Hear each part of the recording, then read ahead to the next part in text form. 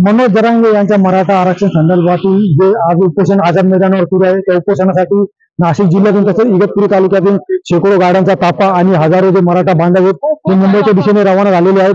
आपल्या बरोबर छावा क्रांतीवीर सेनेचे अध्यक्ष आहेत करण गायकर, आपण त्यांच्याकडे जाणून घ्या। दादा काय सांगाल नेमकं?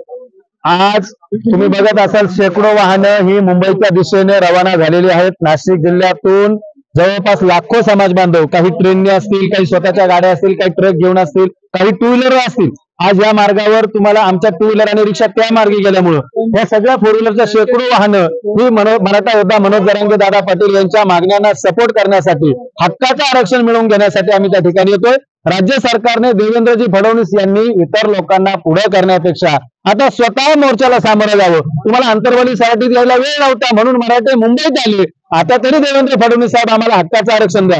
तुम्ही जे आरक्षण दिलेलं आहे ते आरक्षण घटनेत बसवा, ते घटनेत जर बसलं नाही तर ते आरक्षण टिकणार नाही। त्यामुळे आम्ही सांगितलं 50%च्या ओबीसीतून आम्हाला आरक्षण पाहिजे। 50%ची मर्यादा जर तुम्ही त्याच्यामध्ये जर मराठ्यांना बसू शकत नाही तर त्याच्यात मर्यादा वाढवा आणि मराठा समाजाला हक्काचं 50%च्यात आरक्षण द्या। आरक्षण जर दिलं नाही तर मराठे मुंबई सोडणार नाहीत, हा आमचा एल्गार ठाम आहे। आझाद मैदानावर एका दिवसाची उपोषण करण्यासाठी परमिशन दिली। अहो मुंबईच आमची, कोणाची परमिशन घ्यायची? कायदा सुव्यवस्था हा जनतेपेक्षा मोठा नसतो। बरं, तुम्ही आझाद मैदानमध्ये 5000 लोकांना दिली, 5000 बसतील, बाकीचे रस्त्यावर उभे राहतील। रस्त्यावर उभे राहण्यापासून तर कोणी रोखू शकत नाही आम्हाला। आम्हाला गणपती बाप्पाला पाहायला जायचं, जरांगे पाटलांना साथ द्यायला जायची। त्याच्यामुळे आता मला सांगा का त्या गणपतीला आम्ही दर्शनाला गेला कोणी थांबवणार का आम्हाला? त्याच्यामुळे सरकारने सुद्धा एक दिवसाची परमिशन देण्यापेक्षा एका दिवसात आरक्षण देऊन टाकावं। आम्ही गुलाल उधळून आम्ही परत येऊ ना, पण उगाच मराठा समाजाचा अंत पाहू नये, मराठा समाजाला वेठीस धरू नये। आज तुम्ही आझाद मैदानची परिस्थिती पाहिली असेल, आजूबाजूचा सगळा 5 किलोमीटर पर्यंतचा परिसर हा मराठ्यांनी व्यापलेला आहे।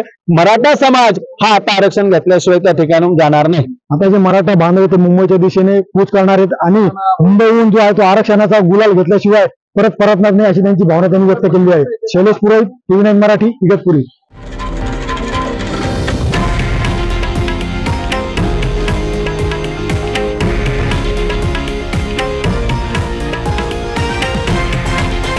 हे आहे देशातील नंबर 1 न्यूज नेटवर्क आणि आपण पाहत आहात TV9 मराठी, एकमेव।